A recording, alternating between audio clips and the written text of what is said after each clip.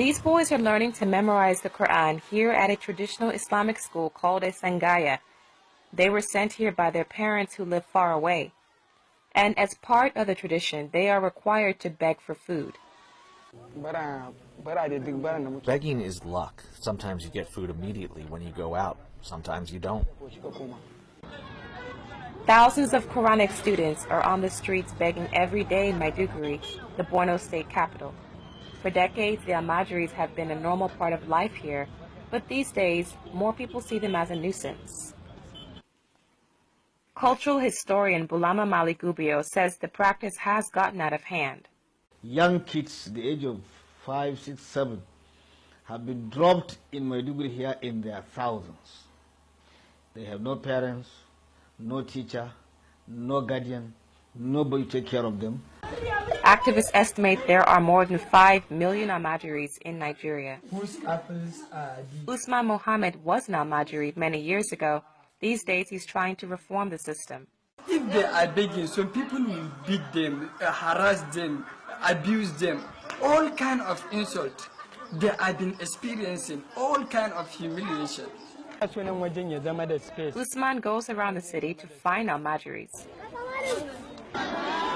One teacher, Umar Mohammed, has more than 100 students under his care. He says that forcing children to beg is un-Islamic but necessary. This tradition has been around since our grandparents, so you can't just wake up and condemn it. But more people are condemning it. Muhammed Keana is an activist in the Nigerian capital of Abuja. Have some prominent people, religious, political, and traditional rulers from the northern part of the country to speak on it. Let's have their position on camera. Are you in support of this? Do you condemn it? Let's condemn it on camera, And once we have that, we can drive citizens, to rally the government, to have it take major policies, that will bring an end to this system. Ending this system means challenging deeply entrenched tradition. It's only after a long day in the streets that these Almajiris put down their begging bowls. Chika Odua for VOA News, Maiduguri. Ya sunanka? Faɗa da ƙarfi. Kaifa? Alata. Kaifa? Yakubu. Kaifa? Abdul. Daga wanne gari kuke? Ɗanduna. Wa ya kawo ku nan? Babanmu. Wane baban naku wanda ya haife ku? Wanda ya haife ku ko ƙanin shi ko wan shi? Wan shi ne? Me ya kawo ku yi? Karatu. Wanne irin karatun? Na makaranta. Ku da 'ya'yan shi ya haɗo ku ko ku kawai ya kawo? Ni kawai. 'Ya'yan shi fa suna ina? Faɗa da ƙarfi. Ɗanduna. Ina ne Ɗanduna suna gida? A wurin shi kenan. Ku kawai ya kawo. Amma nashi saboda su baya son su bai kawo su nan ba ko?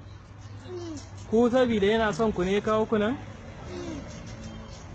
Amma me kuka fi so? Kun fi so a boko a nan ko a kai ku gida a sa ku a Islamiyya da ta boko? Wanne kuke so ku faɗa da ƙarfi yanzu? So a bar mu a nan. A bar ku a nan? Ba ku sa a sa ku a Islamiyya da makarantar boko? To wacce kuke so, boko da Islamiyya ko nan da kuke shan ya ba ku samun abinci? Boko. Da Islamiyya? Kai fa, kai wanne kake so? Kai ɗan ƙarami faɗi mu ji. Faɗi mu ji, wacce kake so? Islamiyya. Da mene? Da boko? Kai fa ɗan ƙarami wacce kake so kai ma? Da Islamiyya da boko. Kai fa? Islamiyya da boko. Kai fa? Islamiyya da boko. Duk kuna son Islamiyya da boko kenan. Saboda ku zama mene gwamnoni? Gashi kuma an kawo ku nan. Ba abinci, da abin na gan ku kuna jin yunwa ko? Haka ne? Na gan kuna jin yunwa kun kasa ma magana ko? Amma yanzu kun ci kun koshi kuna iya magana? To yanzu me kuke so ku ga kanin baba, wan baban naku da ya kawo ku nan? Me yau me za ku ce mai? Haka da mu ce ma ya kai ƴaƴan shi. Ku faɗa da ƙarfi mu ji? Haka da mu ce ma ya kai ƴaƴan shi. Su ma su sha wuya irin naku ko? Ko kuma ya dawo ya ɗauke ku ya mayar da ku ina? Ku yi wacce irin makaranta a can? Boko ko Islamiyya. Yawwa, to shi kenan. Baban gida ina ne gidanku? Ina ne gidanku? Ina ne gidanku? Kano. Me ka zo yi nan din? Bara. Ina ne makarantar ku? Ina ne Malam Usman din? Ya sunanka? Baban gida. Ina yayanka?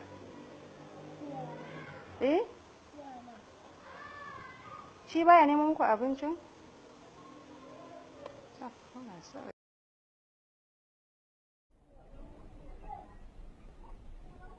Me kira muka?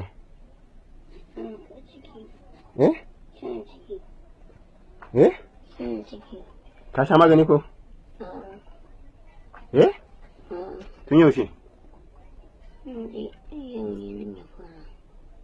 Allah sarki, kuma baka samu ka ci wani abu ko?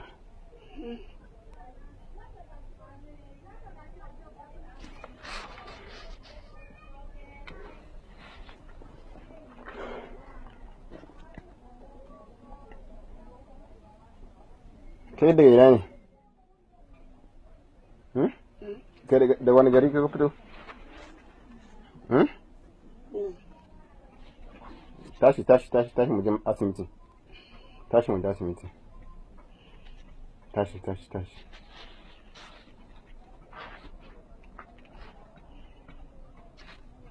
Kai daga wani gari ka fito? A wani gari?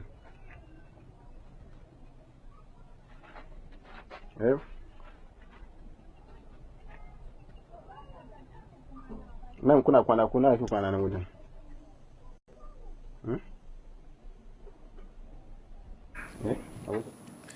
Wow, that's so pathetic. That's for me, I think it's a gory sight having that mental picture what those kids are actually going through. It's not a welcome development at all. If the government is watching, I think much more needs to be done to ensure that these children are taken care of, no matter how little. Muhammad, I am heartbroken, sincerely I'm heartbroken. This is what these children go through. I think something urgently needs to be done. Oh yeah, definitely. Like I said, none of us who have conscience should not turn a blind eye to what the suffering that these children go through.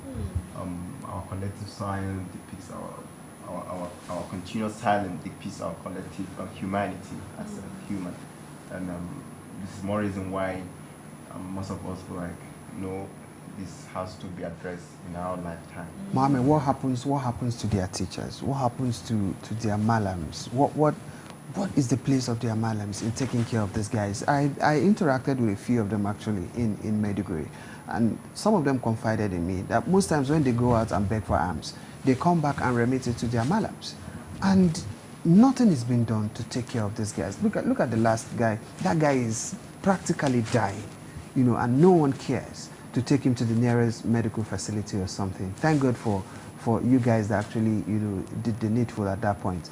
Otherwise, the story would have been different as we speak. What is the function of this malam? Is this just to teach them, the Islamic way and forget about every other aspect in their own little ways? Are there nothing that they are doing? These guys go out. I'm not saying this because I've been doing it, but I know that each time I run into some of these guys, I give them money. So, and if what one of them told me in Maiduguri is anything to go by, that they remit these monies to their malams, what are the malams doing with this money? That's the point we are making, that these children are being exposed to all form of exploitation, abuse, deprivation, marginalization, anything in terms of right violation that you can ever think of, these guys experiencing, right from their parent, their government, the society, and including their malam. The government like abandoned them, the government neglect them, we the society ignore their plight, and they've been exploited by the malam. So it's a whole round form of abuse and all that. Just like you said, the beg, and of course they remit something to the malam. And this is the point we're saying that the malam of course lacks the capacity in terms of having, if you want to teach children, nobody's saying you cannot teach children, but you should also have some level of structure that can cater for them in terms of how they feed, where they sleep, the provision for their health care and all that, just like we have a normal private school and all that. Now, before, in the early days of the practice, we used to have communities that support them through a structured, administrative and traditional way, but it's not the case now. So we've got to have a model or a system that can guarantee the right of these children in this practice and all that. And this is why we are calling on the northern leaders, the northern government, to demonstrate leadership, to wake up to their responsibility to do something about this issue, because it's an indictment to their own leadership capability. I mean, leaders are meant to solve problems. They are meant to be able to find solutions to problems, no matter how difficult it is. And our leaders, they have failed in that aspect. And there is this, coupled with the fact that our security situation in the country is not all that, what we want it to be or look like. I see these children as part of those that can easily, be convinced, or probably confused to go and maybe drop explosive devices somewhere, or even send them on suicide mission. Because once you hand them maybe 1,000 or 500 naira, say please take this bag to that place. When you get there, press this button. Innocently, because you give them a huge sum of money to them, 500 naira or even 100 naira. They can just go there and deliver the message, and it will cause a whole lot of havoc. Do you see these children as, being vulnerable in all of this? Absolutely. This is addressing the Almajiri phenomenon is very essential to the insecurity crisis that we're having in the country now, and even in the West African sub-region. Just like you rightly mentioned, even at their tender age, they can be used for such nefarious activities like dropping of explosives and all that. But even at their adulthood, they can still be exploited easily, because if they grow up without having education, without having education, empowered, yes, it's not fed, no home, and they are not home grown, and they have been exposed to such kind of abuse, dangers, while from little age, they grow up being very angry at the society, and so they tend to show or demonstrate some aggressive attitude towards the society. Not only that, if they grow up to become like me or Shola now, because they lack they are not empowered educationally to have a decent paying job, and they are involved in menial jobs and all that, they can easily be recruited into banditry and violent activities, and it's a security threat for everybody, which will affect all of us. Okay, now in the video we saw where, some 4 children were talking about how, they were brought, by their uncle and all that. What is happening? Because I don't see how a parent would send, yes, you want the child to have Islamic education, why not close to home? Are these Almajiri schools in specific places, or they're spread? Because he made mention of Maiduguri, you made mention that this is your village in Nasarawa. They seem to be in every community and every northern area. So why send your kids so far where you can't even monitor? Or is it because they're so poor and don't even have the money, so they don't even care what happens, what's the outcome of the children? Like I said, the Almajiri system of education is an education system that is common in the northern part of the country right before the pre-colonial era. It has worked before, and why it's all came about is the quest for parents to have their kids have Quran education. And before, what we know is that these schools were not close by, so they have to send them far away. But over time, it now become more like a culture that these guys, we have to just send our children to those far places and all that. But like you already said, these schools are everywhere now. We have mosques, malams everywhere. Even in your home now, you can teach them. And that's why we're saying, look, we need to sit down again and let's re-examine the educational, the Almajiri education system.